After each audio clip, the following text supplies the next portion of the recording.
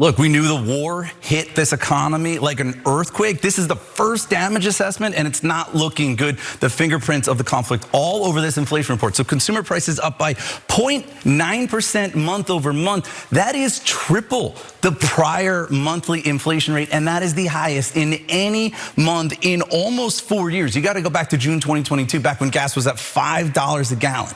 The annual inflation rate bumped up to 3.3%. That's almost a full percentage point increase.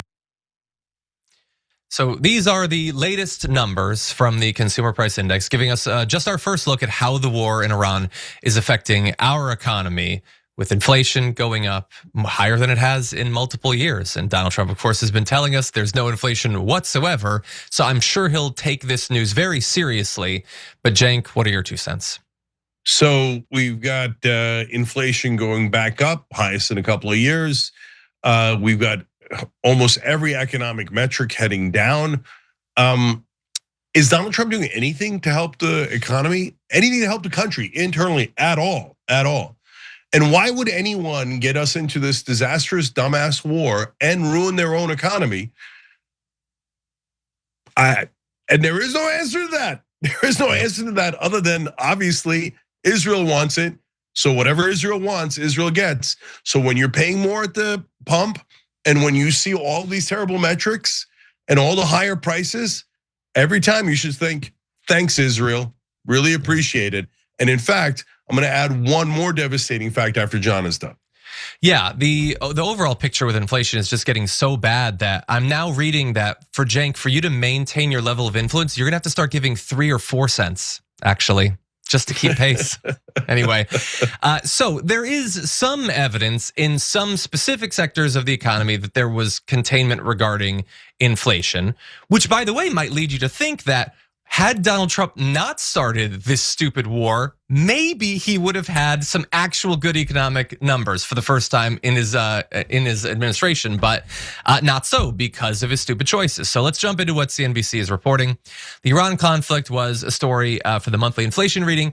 Gas soared 21.2%, accounting for nearly 3/4 of the headline price increase, according to the BLS, the Bureau of Labor Statistics.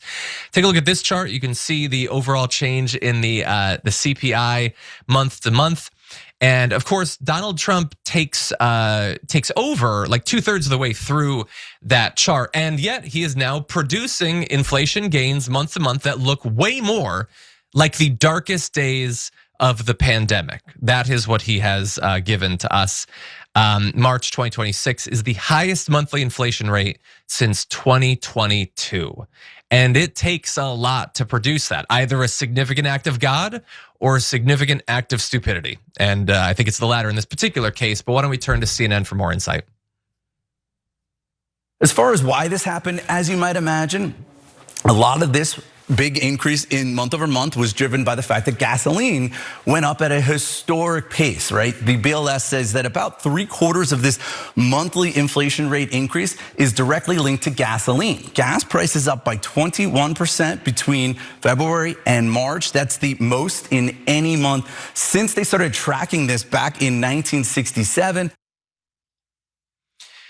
So we're going to go into how beyond just gasoline and overall effect on inflation, because of course when energy in any way gets more expensive, that trickles down to everything, which is something that back during the last campaign Trump used to talk about a lot when he talked about reducing the price of energy 50% in 1 year. Doesn't talk about it so much anymore. But we'll also get into other things that are going to have their prices affected that might be coming down the way towards everybody watching the show. But Cenk, why don't you jump in and give me your thoughts first? Yeah, so one of the things I want to let you know about is what John kind of alluded to there, which is, so you immediately see the price of gas go up when oil prices go up, but there's something that has not hit us yet. Oil also goes further down the economic pipeline because it's in so many of the products that we use. So those price shocks haven't come yet. They're a trailing indicator, right? So we're only getting the initial shock. We're not getting the follow-up waves yet. And of course, that all of this is already bad enough if the war were to end right now. But even if the war were to end right now, there's only 2 scenarios and they're both terrible. Right now, Iran is charging a giant toll in the Strait of Hormuz, 2 million per ship, which means that oil is by definition going to be higher, and almost all goods prices are going to be higher across the world. On top of that, again, as we mentioned earlier in the show, Turkey, China, and other places might also start charging tolls in the Bosphorus and the South China Sea, in which case, again, prices continue to rise. So that's in the better scenario where we leave right now. On the other hand, if we go to scenario number 2, and Trump goes back to his threats about bombing the Iranian oil and gas facilities, and Iran bombs the oil and gas facilities in the Gulf, those take about 5 years to rebuild. Prices will skyrocket. That is among the reasons why Donald Trump panicked and stopped the bombing, because if you went any further, it would almost certainly lead to an economic collapse. Plus, we're running out of interceptor missiles. So there are no good scenarios here, and I'm worried that we're still at only the tip of the iceberg. Yeah, a great point. And I think it's good to remember that one of the positive things I think we have going on for us right now is that Donald Trump is terrified, I think, for a lot of different reasons about continuing this stupid war. Now, all of his terror about the economic effects, angering his donors, his falling approval rating, might not matter if Benjamin Netanyahu just tells him what to do and he decides to go with that instead. But that is the one positive thing, maybe pushing towards an end to this conflict. But as I said, there are a lot of other things that are being affected. Gasoline is not the only vehicle that's going to be more expensive to fuel. Jet fuel is also more expensive. So you taking flights, taking trips, already way more expensive than it used to be, might become even more so. In fact, even prosecuting the war could soon be more expensive as the price of jet fuel goes up. So bear that in mind too. But then you also have things like the cans you use, beer and soda cans could start to cost more because aluminum is starting to become more expensive. Iran struck 2 large smelters of aluminum in the Middle East. Both of them were major suppliers to the US. The Iran Aluminum Company, the country's largest producer, that was struck back in April by US and Israel. So that led to severe disruptions for aluminum as well. But also things like helium. These are the sorts of commodities that you've never needed to really think about, but thanks to stupid wars, you do. Because helium is used in things like MRI scanners, semiconductor chips, which obviously affect lots of consumer electronics like cell phones, phones, tablets, things like that. Even rockets, for instance, use it. So those things will all become more expensive too. We're gonna do a little bit better in that particular area than some other parts of the world because that's one thing that we do actually produce. We're not as reliant on the rest of the world. But 1/3 of the global supply comes from Qatar. And so that production apparently just hasn't been happening since the Strait of Hormuz has been shut down. And the shortage is apparently already being felt in Taiwan and South Korea. And again, like theoretically, we're better off because we produce it. But when shortages are felt in other parts of the world, then they start to bid on other parts of the world's supplies of it. And so the price inevitably does go up regardless. And as we have said for a while now, fertilizer is one of the big consequences of this. 1/3 of the world's fertilizer comes from the Middle East. So that is gonna be more expensive. That affects food, which already people were very frustrated about the rising costs of. The Fertilizer Institute, an agricultural association, predicts that American farmers are gonna be short some 2 million tons of fertilizer this spring. So they will plant fewer crops. And this will likely happen all around the world. With less supply, you can expect that you will have to pay more. As an example, for just one farmer in Pennsylvania, Rick Telez said the cost of his nitrogen fertilizer has gone from $500 to $850 a ton since the war started, nearly doubling. So he's planting less.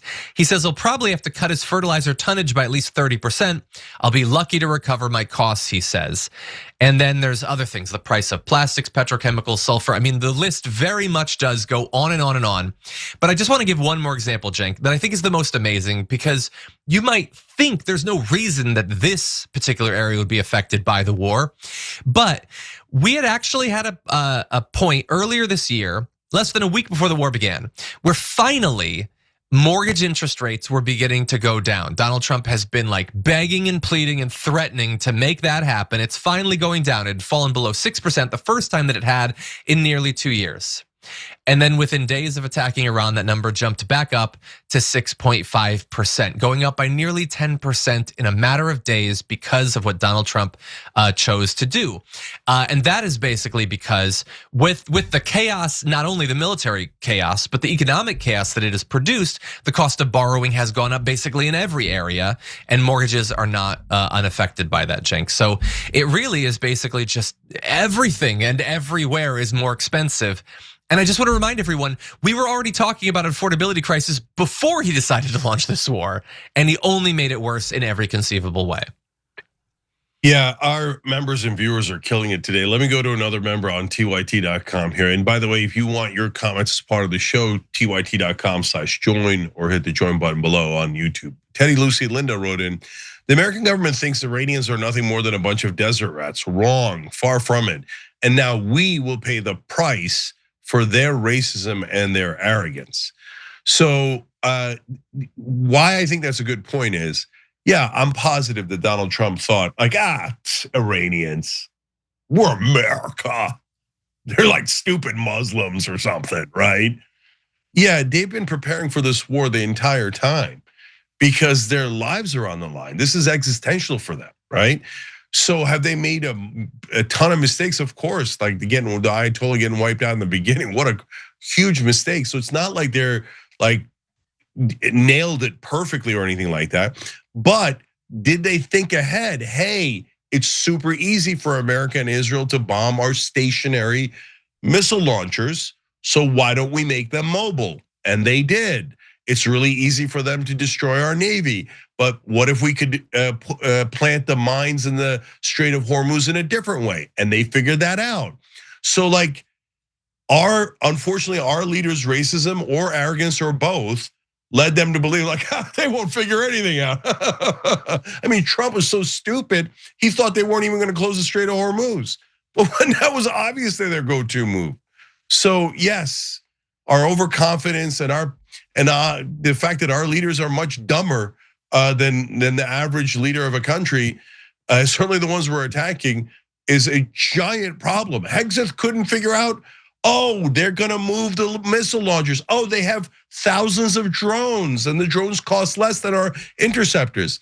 Our dumbass leaders couldn't figure out that we only have a certain number of interceptor missiles, and once we run out of defensive missiles, our ships are sitting ducks. And yes, it was partly because of their ridiculous racism and arrogance that they thought, oh, Iran won't be able to figure anything out. They'll just surrender to us. Yeah. Well, how's that working for us? As you saw in all the numbers John just gave you, it's turning into an epic disaster for us. Not only for everyone who has to pay those higher prices, and by the way, the average income when adjusted for inflation went down this month. Now your incomes are going down, down, down. So we're all hurt by it, but let alone the guys who are killed there, and let alone all the treasure we're wasting there for no reason at all. So this war is nothing but losses for us. Yeah. Isn't it amazing that he just released his big like victory arch, like renderings today? Like, what exactly are you gonna commemorate with this damn thing? This history of failure economically and militarily. Every time you ring the bell below, an angel gets his wings. Totally not true, but it does keep you updated on our live shows.